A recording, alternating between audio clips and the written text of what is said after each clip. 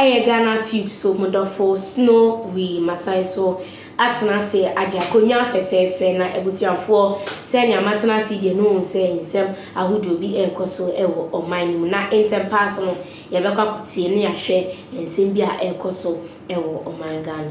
The House, 10 members of Parliament have reintroduced the Human Sexual Rights and Family Values Bill 2025, widely known as the Anti-LGBTQ+ Bill, for its first reading in Parliament.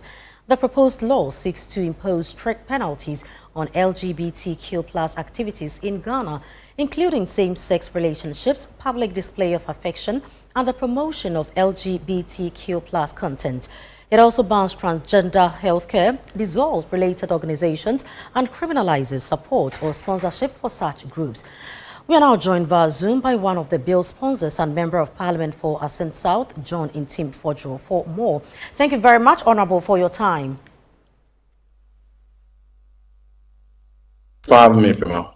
Right now, tell us the key motivation behind reintroducing this bill, especially after the previous one lapsed.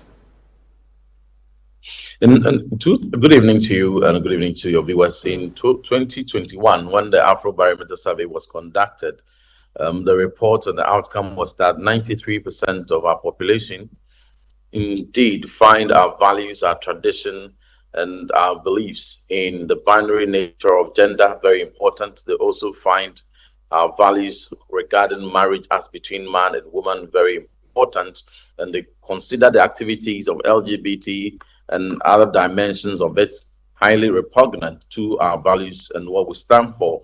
And so for a matter that is at the heart and the passion of 93% of the population is one which needs the appropriate legislation to be able to adequately and comprehensively deal with the matter and to be able to ensure that we have that framework that sufficiently deals with any infractions that will arise to threaten that very value that is so important to 93% of the population.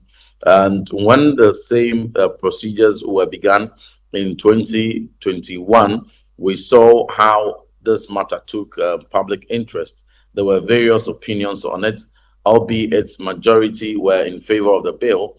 But right from the outset, from the introduction, first reading, second reading, stakeholder consultation, all the way to second reading and third reading, when it was passed, there were many legal battles. There were many lawsuits. Even when it was finally passed at the third reading, there were lawsuits that had injuncted Parliament and stayed the hands of Parliament from transmitting that bill to the President for assenting. And that matter went on and until sometime latter part of December, when election was gone and when the 8th Parliament was already, almost expired before we saw finality of the matter. So it has gone through a lot of legal challenges. And now, as the 8th Parliament has expired, but the matter still remains one that is of utmost importance to both parties, NDC, MPP, and is also very important to the overwhelming majority of Ghanaians. We have reintroduced it in the shape and form that was passed, and we have 10 sponsors. It used to be 8 sponsors in the previous legislation, but now we have 10. Honorable Sam George is still a part.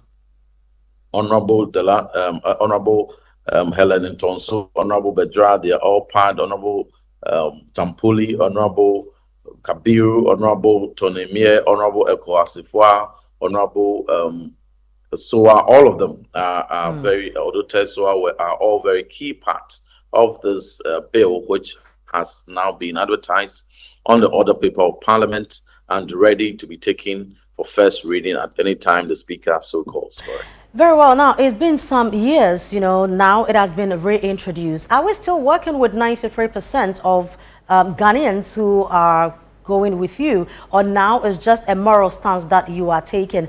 And is that also supposed to mean that we are just going straight with the bill as it was presented earlier? Nothing at all has changed? Not much has changed. The substance of it is still the same. It was Human Sexual Rights and Family Values Bill 2021, and Freeman now it's Human Sexual Rights and Family Values Bill 2025.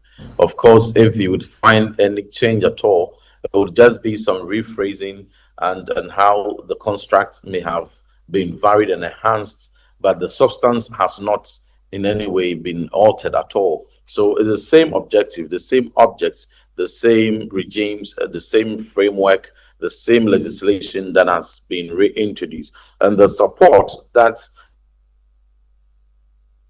and the position of overwhelming majority of Ghanaians has not changed. That position has not changed, and I do not have any contrary evidence to the effect that that position has shifted in any way. And so we are proceeding in that unanimous, understanding, and to unite our strength around it. We would urge at this point the media, the clergy, traditional leaders, CSOs, all who have consistently supported this principle right from 2021 when we began to renew their commitment and to renew that collective pursuit on the bill, because the purpose is the same, the need is still paramount, and even recent events have indicated that there is even more urgent steps that need to be taken. You recall recently when some two gentlemen who hold themselves out as gay couple visited Ghana and desecrated the Independence Square and some very sensitive, monuments of the state. They were all wake-up calls to the fact that Ghanaians still require this bill to be able to, restore sanctity and to maintain sanctity of our values. And so it's very much a priority and it's very much important to overwhelming majority of Ghana. And in response to that is what consistently we are pursuing this legislation. Now, what bipartisan support, if any, are you receiving from MPs outside the initial sponsors, or now the 10 that you have? Yeah, so we have 275 MPs, all of them unanimously supporting the Speaker of Parliament. Right Honorable Speaker Alban Sumana Kingsford Bagbane has been resolute, unflinching. In fact, he has been very much on top of his principles and has been consistent. He has supported the bill right from the beginning, and even now he is still very much supportive. All the 276 members of Parliament that are in Parliament currently, we have not had any indication from any member, any colleague who has a dissenting view. And just as we carried this bill through in a bipartisan way, with no dissent from any political side, and where we were able to pass this unanimously without a single member of Parliament dissenting, we have so far also got signals from our colleagues who are all in support.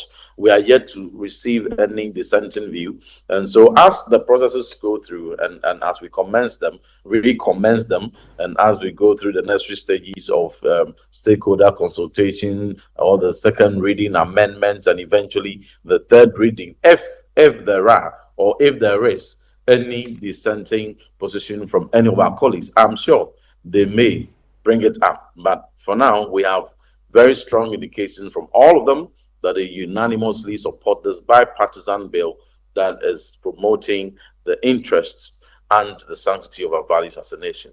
Yo, me na masese moja asopana mutie na afin so motan ehwe fa comment ebra comment section na menkinkan emfama fefefe aha eye Ghanatube so modofo snowy ene de ensem ne ebrem on subscribe na afin so fa onsa emi notification bell no se ne be a se me de ensem ne tuma na onya ne intem pa so sisi ade makram.